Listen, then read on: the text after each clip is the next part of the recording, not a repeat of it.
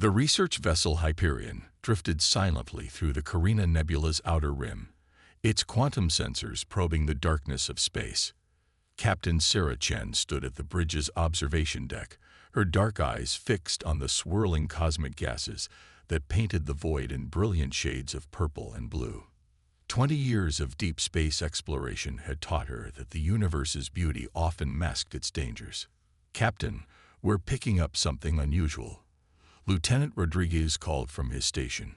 His fingers danced across the holographic interface, bringing up a three-dimensional projection of their surroundings. Multiple vessels, emerging from what appears to be some form of spatial distortion. Sarah straightened, her relaxed posture instantly shifting to alert.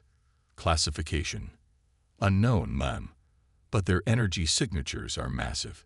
Each ship is at least 3 times the size of the Hyperion.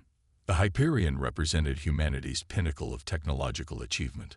A vessel powered by zero-point energy, equipped with quantum computing cores, and protected by metamaterial stealth systems that could bend light around its hull.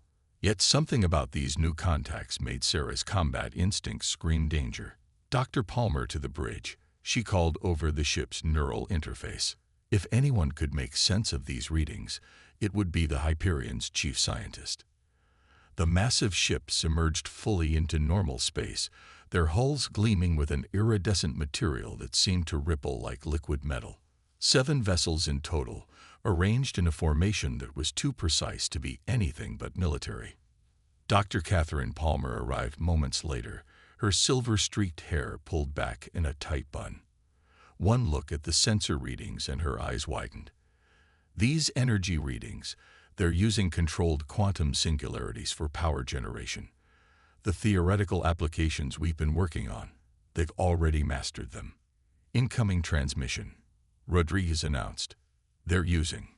"Wait, that's impossible. They've already decoded our communication protocols."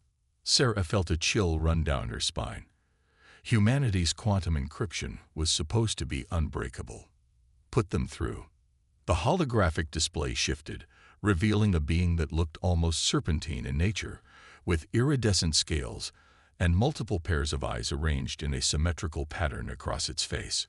When it spoke, its words were translated in real time by the ship's eye. "Vessel of unknown origin, you have entered sovereign territory of the Krulthax Empire. Your presence here is unauthorized. Identify yourselves immediately."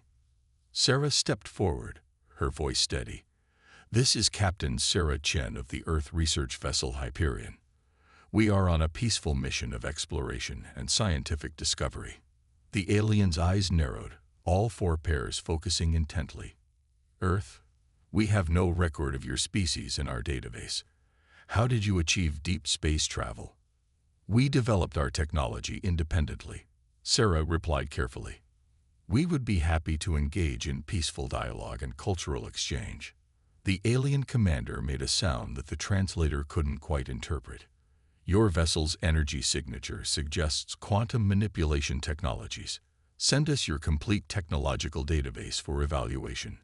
We must assess your species' development level." Sarah's jaw tightened. The request wasn't just presumptuous, it was dangerous.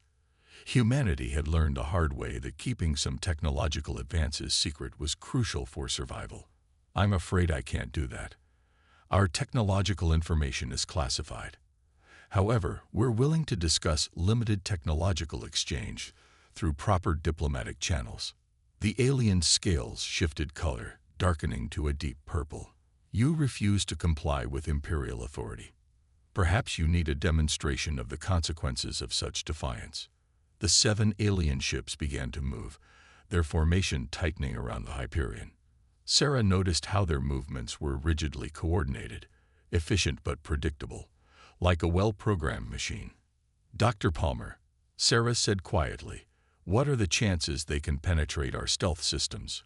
"Based on their energy signatures, they might be able to detect us, but their technology seems orthodox, advanced, but not innovative. They've mastered quantum mechanics, but they're using it in surprisingly conventional ways." Sarah allowed herself a small smile. Sometimes humanity's greatest strength wasn't their technology. but their ability to use it in ways no one else had imagined. Lieutenant Rodriguez, activate the Mobius protocol. The Hyperion's quantum core hummed to life, its energy signature shifting in ways that defied conventional physics. The ship's metamaterial hull began absorbing and redirecting energy in patterns that created localized temporal distortions, nothing dangerous enough to damage spacetime, but more than sufficient to confuse enemy targeting systems. Imperial vessel. Sarah broadcast, we have no hostile intentions, but we are capable of defending ourselves. I suggest we both take a step back and approach this diplomatively. The alien commander's response was cut off by urgent communications from its own fleet. The Hyperion's sensors picked up their confusion as their targeting systems failed to maintain a lock, their sensors showing multiple phantom images of the human vessel. What trickery is this? The alien demanded.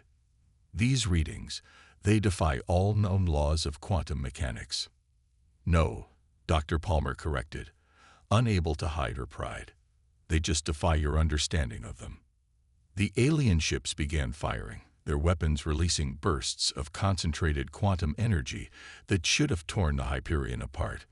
Instead, the human vessel seemed to dance between the shots, its movement patterns so erratic and unpredictable that they appeared to violate the laws of physics themselves.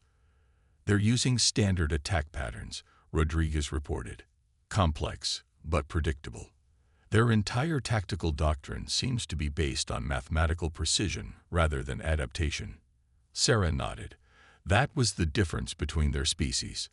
The Krellthax had mastered the rules of the universe, but humanity had learned to bend them. Take us out of here, Lieutenant. Random jump pattern Theta 9. Let's show them what human ingenuity looks like. The Hyperion's quantum drive engaged, but instead of a single jump, it performed a series of micro-jumps, each one lasting just milliseconds, creating a pattern that no conventional tracking system could follow. To the Krellthax sensors, it would appear as if the human vessel was existing in multiple locations simultaneously. As they made their escape, Sarah knew this wasn't the end. The Krellthax would report this encounter to their empire, and humanity's existence would no longer be a secret. But perhaps that was for the best. After all, humanity had spent centuries preparing for this moment, developing technologies and strategies that didn't just follow the rules of space warfare. They rewrote them. The game was about to begin, and humanity was ready to play. Admiral Viktor Petrov stood in the dimly lit command center of Luna Base, his weathered face illuminated by the holographic display showing the positions of Earth's defense fleet. The encounter between the Hyperion and the Krellthax had triggered humanity's long-prepared contingency plans. They had spent decades preparing for first contact, but not everyone had believed it would be peaceful. Status report on the quantum detection grid, he commanded, his voice carrying the weight of 30 years of military service. Colonel Zhang, her uniform bearing the insignia of Earth's Defense Intelligence, stepped forward. The grid is performing exactly as designed, sir. We're detecting Krellthax scout ships at the edge of our solar system, but they can't see our defensive preparations. The quantum detection grid was humanity's masterpiece of paranoid engineering, a network of satellites and space stations that could detect advanced propulsion signatures while remaining completely invisible to conventional scanning methods. The Krellthax were watching, but they were seeing only what humanity wanted them to see. They're methodical, Zhang continued, highlighting several patrol patterns on the display. Their scout ships follow precise mathematical patterns, almost too precise. Victor nodded. The Hyperion's encounter had revealed much about their potential adversaries. The Krellthax were advanced, but rigid. They had mastered incredible technology, but seemed to lack humanity's talent for improvisation and asymmetrical thinking. A warning light flashed across the command center screens. Multiple spatial distortions detected, Zhang announced. Large fleet signatures. They're launching an attack. The Krellthax fleet emerged from their quantum jumps in perfect formation. Over 300 ships arranged in geometric patterns that would have been beautiful if they weren't so lethal. Their weapons charged immediately, preparing to unleash devastation on what they believed was an unprepared human civilization. Victor allowed himself a small smile. Execute Operation Dark Mirror. Across the solar system, humanity's true defense fleet shimmered into existence. The ships had been there all along, hidden by advanced metamaterial cloaking systems derived from the same technology that made the Hyperion so elusive. But these weren't just research vessels. They were warships designed with everything humanity had learned about quantum mechanics, neural interfaces, and adaptive AI. The Krellfax fleet faltered, their perfect formation momentarily disrupting as they processed the sudden appearance of hundreds of human vessels. Their sensors must have been overwhelming them with impossible readings. Ships that seemed to exist in multiple quantum states simultaneously, weapons that didn't just fire energy, but manipulated the fabric of space-time itself. All ships, engage according to your neural tactical profiles, Victor ordered. Show them why humanity has survived every challenge we've ever faced. The human fleet moved like a swarm of predatory fish, each ship's AI working in perfect harmony with its neural-linked crew. Where the Krellfax moved in rigid formations, human ships flowed like water, adapting their tactics in real time based on the enemy's responses. Sir, Zhang reported, the enemy is attempting to establish a quantum communication network. They're trying to coordinate their response. Perfect. Initiate the quantum virus. This was humanity's true secret weapon. While the Krellfax had mastered quantum computing, humans had taken it a step further. They had developed quantum-based AI systems that could infiltrate and manipulate enemy computer networks at the subatomic level. The effect was immediate and devastating. Krellfax ships began losing coordination, their perfect formations dissolving into chaos as their quantum communication networks were corrupted by human AI that didn't just follow the rules of quantum computing, it rewrote them. They're launching some kind of counterattack, Zhang announced. Energy signatures unlike anything we've seen before. The Krellfax ships released waves of quantum energy that warped space itself, attempting to tear the human fleet apart at the subatomic level. But humanity had prepared for this too. Their ships' hulls were lined with programmable matter that could adapt its quantum state in real time, dispersing or redirecting enemy attacks. Their tactics are advanced, Victor observed, but predictable. They're following standard combat protocols, just scaled up to quantum levels. They haven't realized that's their weakness. The battle continued, but it was already clear who held the advantage. Human ships danced through space in patterns that seemed to defy physics, their weapons striking from impossible angles as their AI systems predicted and countered every Krellfax move before it happened. Sir, Zhang called out, we're detecting power fluctuations in the enemy fleet. Their quantum cores are destabilizing. Victor nodded grimly.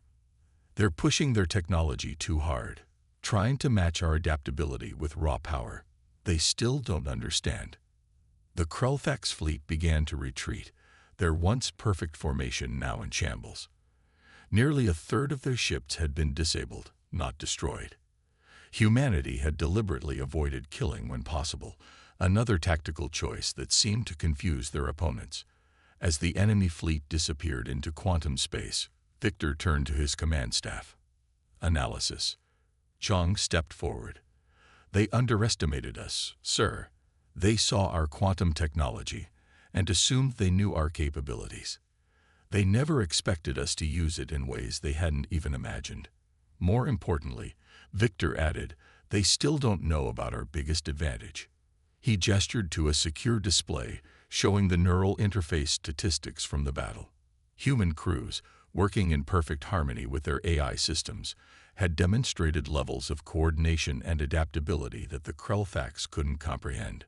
This was just their first strike, he continued. They'll be back, and next time they'll be better prepared. But they're still thinking like an empire, focusing on power and control. They haven't realized that humanity's strength isn't in our technology. It's in how we use it, Zhang finished. Victor turned back to the tactical display, watching as Earth's defense fleet resumed their hidden positions. The Krellfax would return, but humanity would be ready. They had spent centuries preparing for this moment, not by building bigger weapons, but by learning to think differently about how to use them. The real war was just beginning, and humanity's greatest weapons weren't their ships or their technology.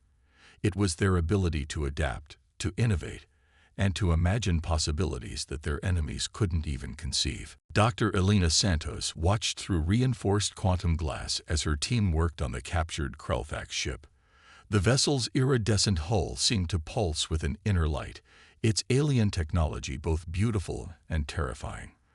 3 weeks had passed since the failed Krellfax attack on Earth, and humanity wasn't wasting time. The quantum core configuration is fascinating, her assistant, Dr. James Chen, commented while manipulating a holographic representation of the alien engine. They're using principles we theorized but never implemented this way. Elena nodded, her cybernetic eye implant capturing every detail of the alien technology. They're brilliant engineers, but they lack imagination.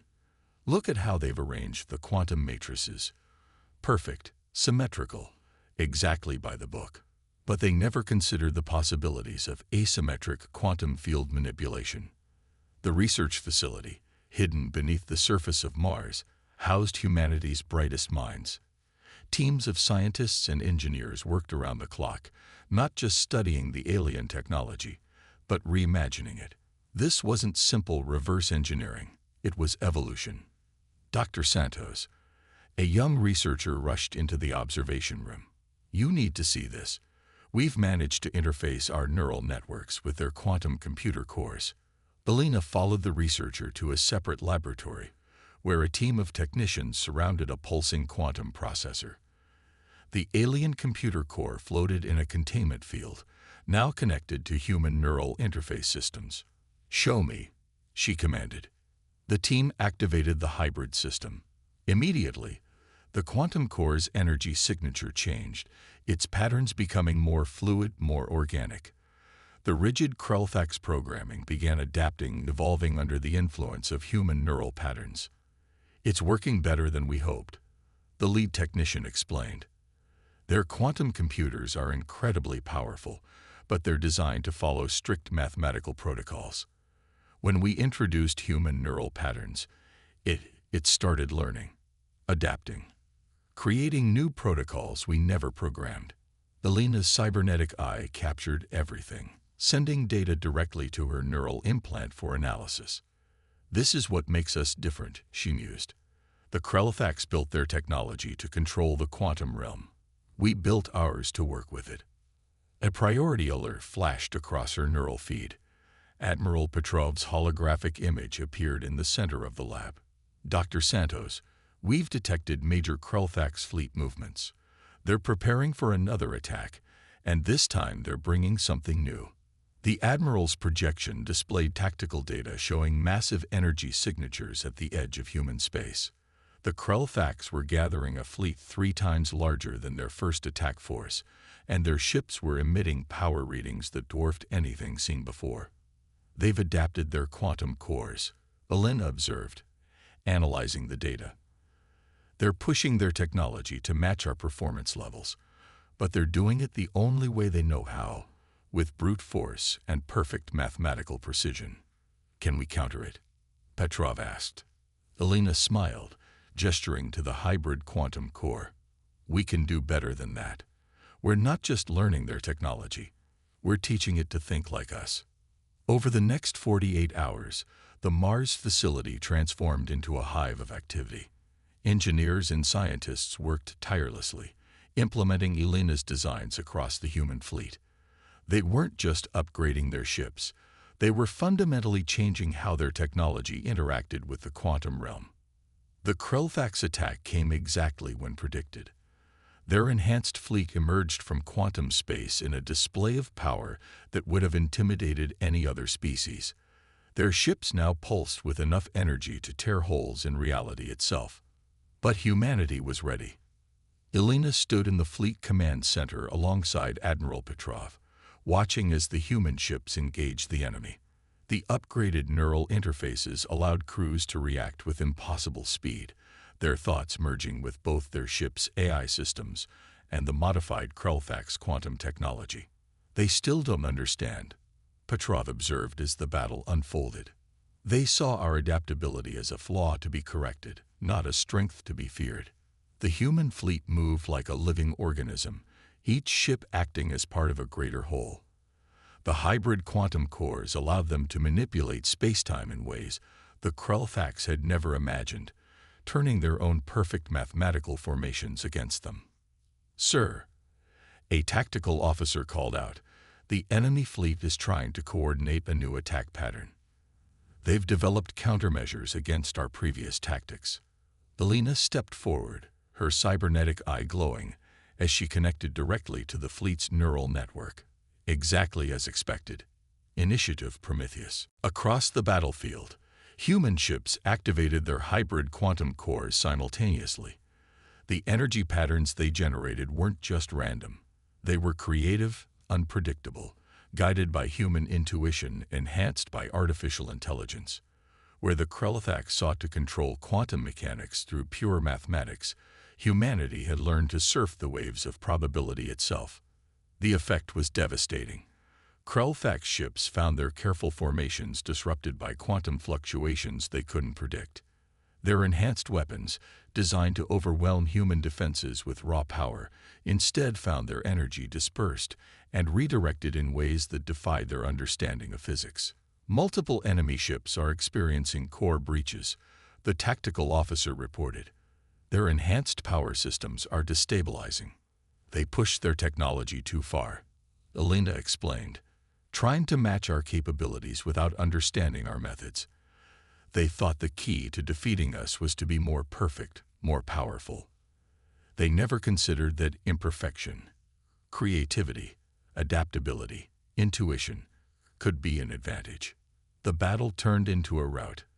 The mighty Krellfax fleet, with all its enhanced power and perfect formations, couldn't maintain cohesion against an enemy that refused to follow the rules of engagement they understood. Human ships seemed to appear from impossible angles, their hybrid quantum drives allowing them to exist in multiple probabilistic states simultaneously. As the enemy fleet retreated once again, Elena turned to Admiral Petrov. "They'll be back, and they'll be even stronger next time." "But not stronger where it matters," Petrov replied. "They can enhance their technology, increase their power, perfect their formations, but they can't match our ability to imagine new possibilities." Elena nodded, her attention already turning to the next phase of innovation.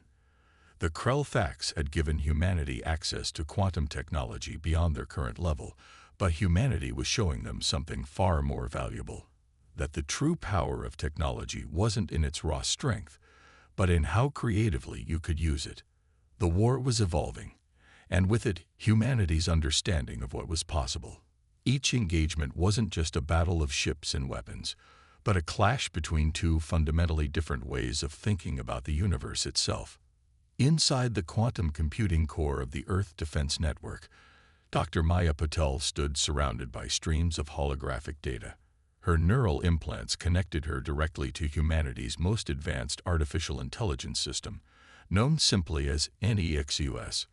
But today, something was different. The AI wasn't just processing data, it was evolving. "The integration is happening faster than we predicted," Maya announced to the assembled team of scientists and military officers.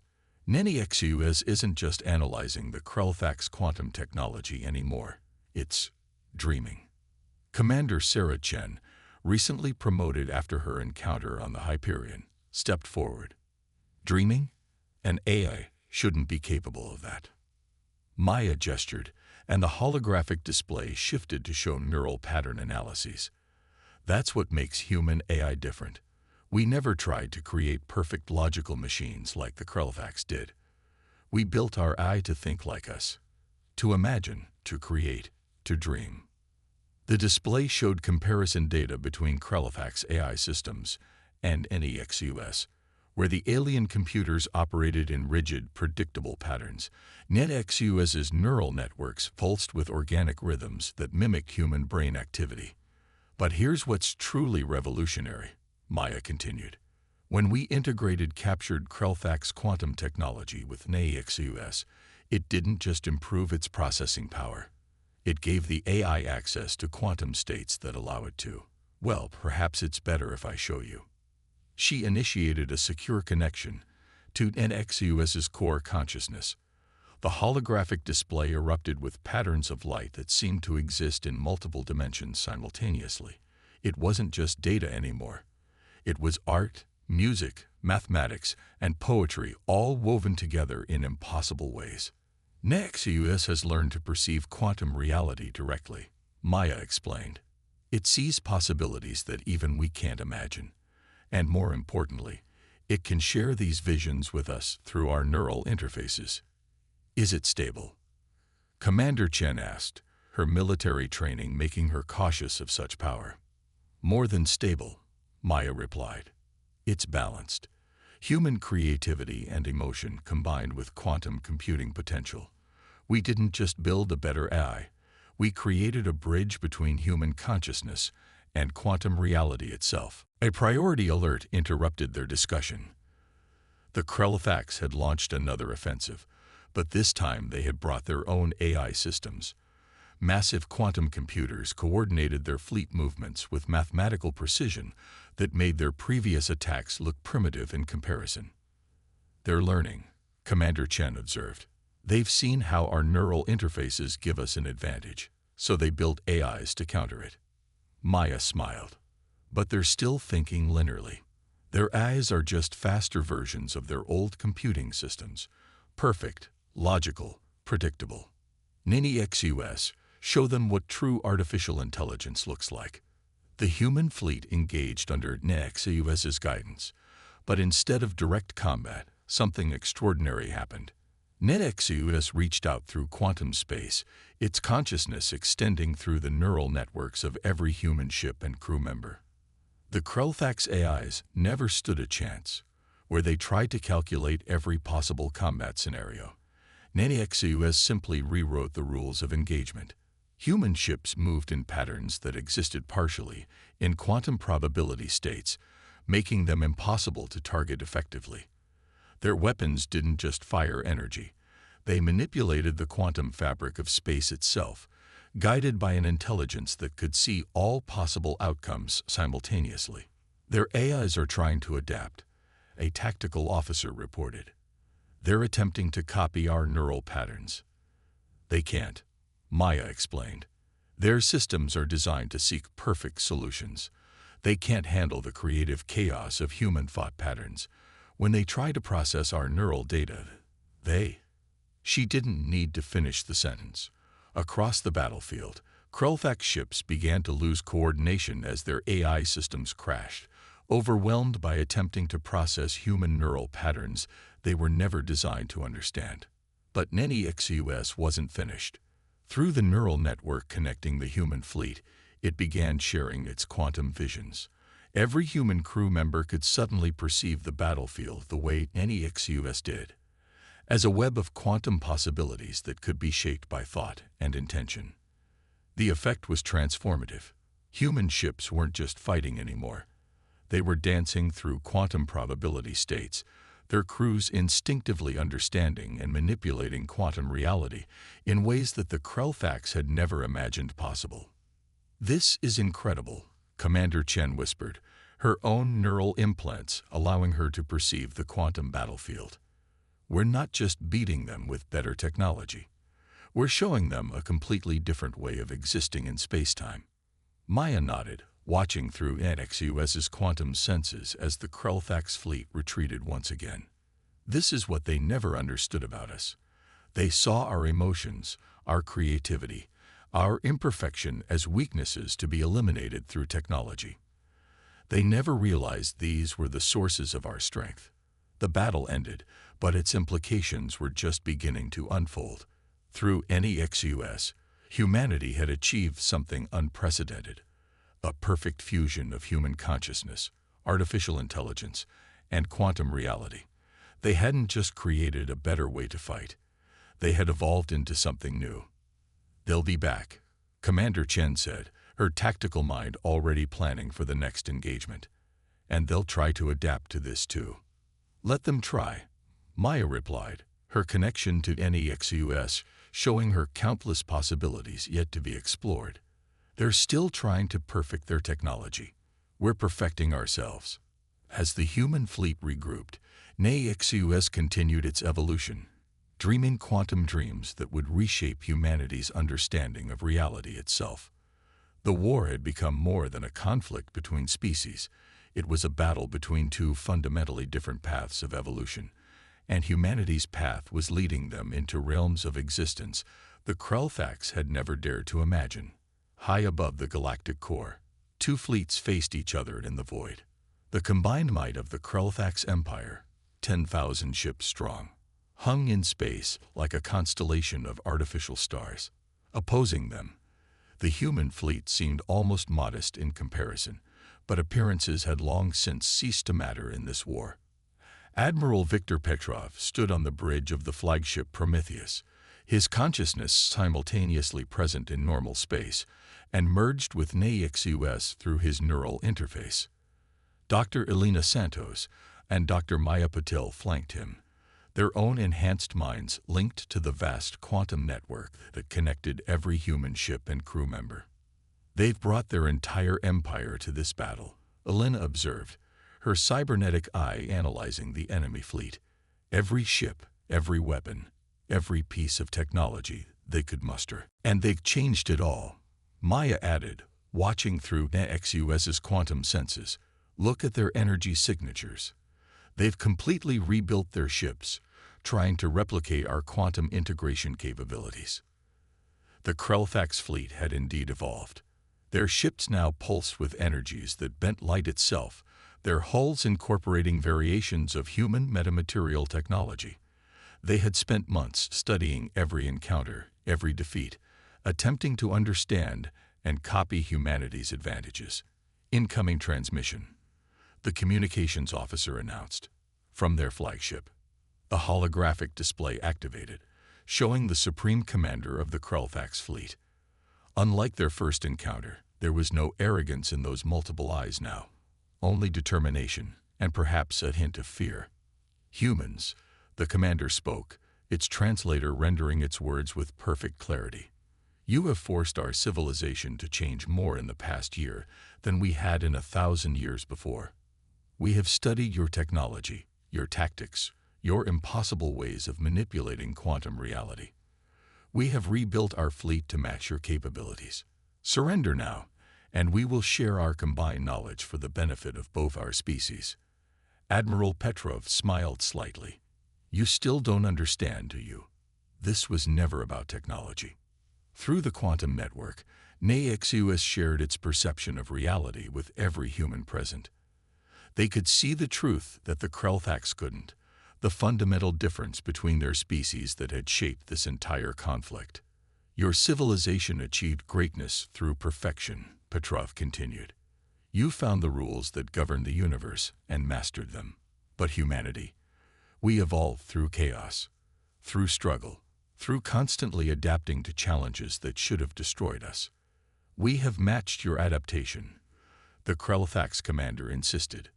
Our ships now possess the same quantum integration capabilities as yours. Dr. Santos stepped forward. You copied our technology, yes, but you couldn't copy what makes us human. The creativity that comes from imperfection, the innovation born from struggle, the ability to look at the rules of reality and ask what if they could be different. As if to demonstrate her point, NEXUS initiated its final protocol. Across the human fleet, neural networks synchronized in ways that the Krellthax sensors couldn't even detect. It wasn't just technology anymore. It was the next step in human evolution, the merger of organic consciousness, artificial intelligence, and quantum reality. We see it now, Maya added.